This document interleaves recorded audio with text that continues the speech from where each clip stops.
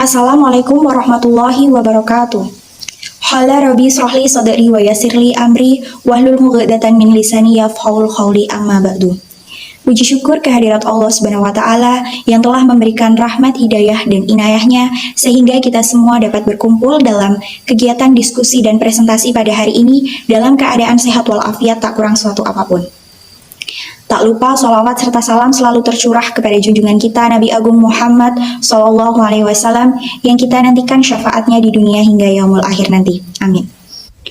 Bapak Arif yang terhormat dan teman-teman semua yang saya banggakan, pada kesempatan kali ini izinkanlah saya dan kelompok saya untuk mempresentasikan hasil diskusi kami mengenai topik tentang akidah. Namun sebelum presentasi dimulai, izinkanlah saya untuk memperkenalkan anggota kelompok kami yang terdiri dari Nanda Sukma Gunawan dengan NPM 001, saya sendiri Krisna Sawitri dengan NPM 017, selanjutnya ada Febri Tiara Nasution dengan NPM 028, dan yang terakhir ada Nabila Sabina dengan NPM 038.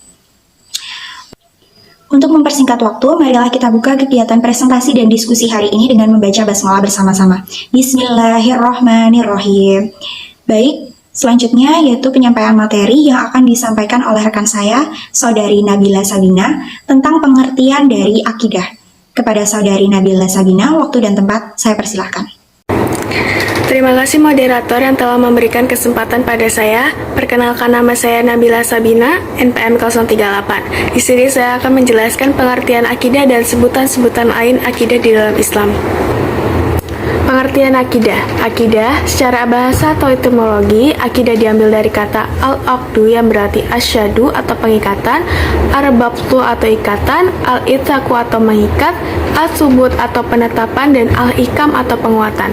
Sedangkan secara istilah atau terminologi yang umum, akidah adalah iman yang teguh dan pasti yang tidak ada keraguan sedikitpun bagi orang yang meyakininya.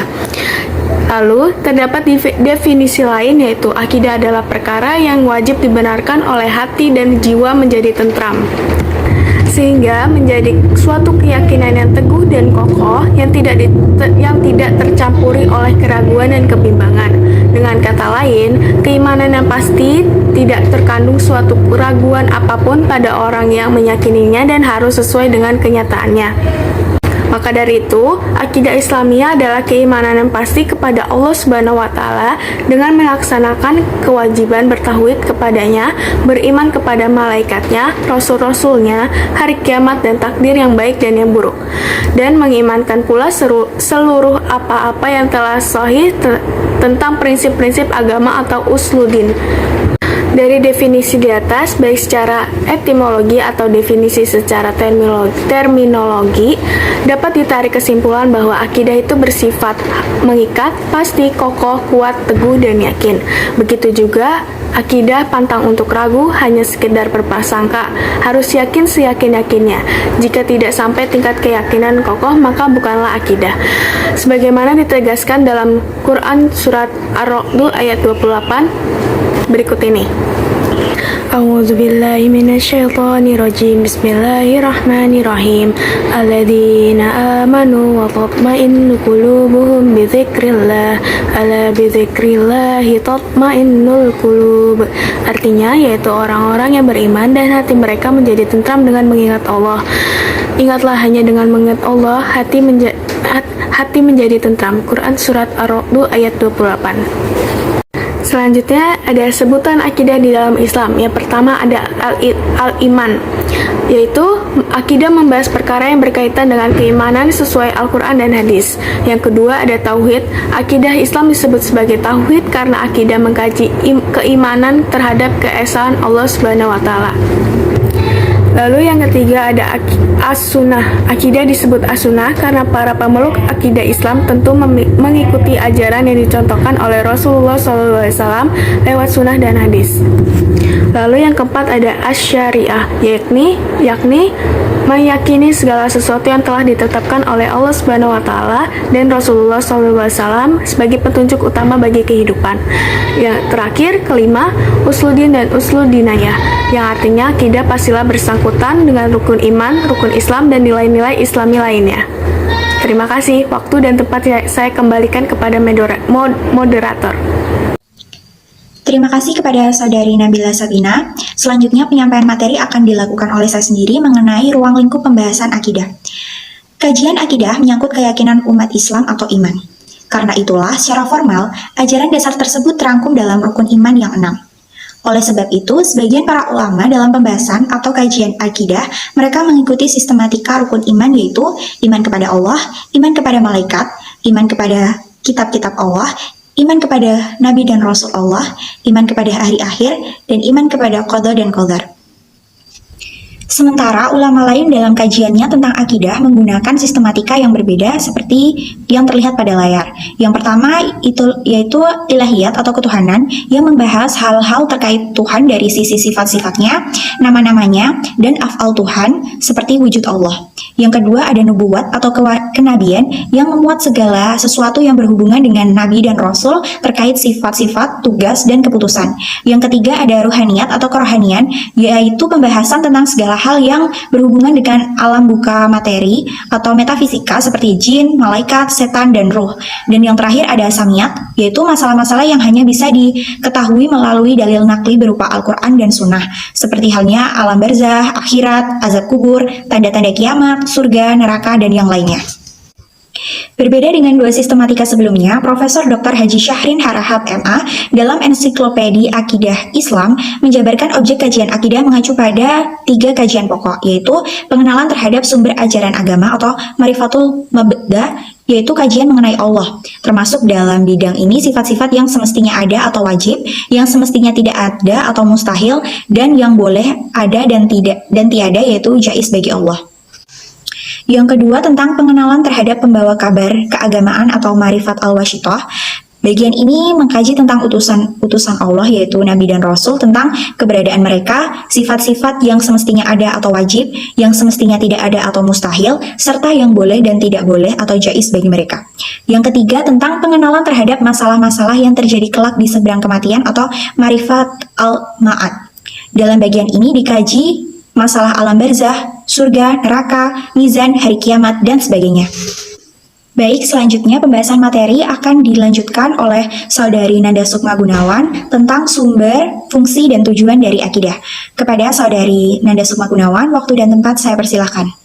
Sumber akidah. Akidah memiliki 5 pokok sumber, yaitu yang pertama bersumber dari Al-Quran, yang kedua bersumber dari Sunnah, yang ketiga bersumber dari ijma para ulama, yang keempat bersumber dari akal sehat manusia, dan yang kelima bersumber dari fitrah kehidupan. Fungsi akidah. Akidah memiliki banyak fungsi. Berikut saya sebutkan beberapa contoh fungsi akidah. Yang pertama sebagai landasan seluruh ajaran Islam, yang kedua menyelamatkan seseorang dari keyakinan-keyakinan yang menyimpang, yang ketiga membentuk kesolehan seseorang di dunia sebagai modal awal mencapai kebahagiaan di akhirat, dan yang terakhir untuk menetapkan seseorang itu sebagai muslim atau non-muslim. Lalu, tujuan akidah. Akidah mencakup banyak tujuan. Berikut saya sebutkan beberapa contoh tujuan akidah. Yang pertama, untuk mengikhlaskan niat dan ibadah untuk Allah semata. Yang kedua, membebaskan akal dan pikiran dari kekacauan yang timbul dari kosongnya hati akibat akidah. Lalu, yang ketiga, untuk mencari ketenangan jiwa dan pikiran. Yang keempat, meluruskan niat dan perbuatan dari penyelewengan dalam beribadah kepada Allah dan bermualah kepada orang lain. Dan yang terakhir, bersungguh-sungguh dalam segala sesuatu dengan tidak menghilangkan kesempatan berbuat baik. Terima kasih kepada Saudari Nanda Sukma Gunawan. Selanjutnya untuk pembahasan materi yang terakhir, yaitu tentang prinsip-prinsip akidah dalam Islam dan penerapannya dalam kehidupan sehari-hari yang akan disampaikan oleh Saudari Febri Tiara Nasution. Kepada Saudari Febri Tiara Nasution, waktu dan tempat saya persilahkan. Baik, perkenalkan saya Febri Tiara akan menyampaikan materi yang terakhir, yaitu prinsip-prinsip akidah Islam. Nah, prinsip-prinsip akidah Islam di sini dibagi menjadi 2. Yang pertama, prinsip-prinsip akidah Islamiyah, terdiri dari 1. Iman kepada Allah. Beriman kepada Allah adalah meyakini dengan penuh kesadaran bahwa Allah lah zat yang paling berhak disembah karena Dia menciptakan, membina, mendidik, dan menyediakan segala kebutuhan manusia. Kemudian yang kedua adalah iman kepada malaikat. Beriman kepada malaikat adalah meyakini dengan penuh kesadaran bahwa Allah menciptakan makhluk atau malaikat itu sendiri dari cahaya. Sifat-sifat malaikat diantaranya: 1. Selalu patuh dan taat. 2. Sebagai penyampai wahyu. 3. Diciptakan dari cahaya. Dan 4. Mempunyai kemampuan yang luar biasa. Yang ketiga, iman kepada kitab-kitab Allah. Kitab-kitab yang berasal dari firman Allah seluruhnya ada 4, yaitu 1. Kitab Taurat diturunkan kepada Nabi Musa alaihi salam. Yang kedua, kitab Zabur diturunkan kepada Nabi Daud alaihi salam. Yang ketiga, kitab Injil diturunkan kepada Nabi Isa alaihi salam. Dan yang terakhir, kitab Al-Quran diturunkan kepada Nabi Muhammad SAW. Yang keempat yaitu iman kepada Nabi dan Rasul. Allah mengutus Nabi dan Rasul untuk membawa kabar gembira kepada umat manusia, memberi teladan akhlak mulia dan berpegang teguh terhadap ajaran Allah Subhanahu wa taala. Nah, sifat-sifat yang ada pada diri Nabi dan Rasul itu yang pertama ada sidik, artinya benar. 2. Amanah, artinya dapat dipercaya. 3. Fatonah, artinya bijaksana dan cerdas. Dan keempat yaitu tablik, artinya menyampaikan. Yang kelima yaitu iman kepada hari akhir. Beriman kepada hari akhir adalah meyakini bahwa manusia akan mengalami kesudahan dan dimintai pertanggungjawabannya di kemudian hari. Yang keenam yaitu iman kepada qadha dan qadar.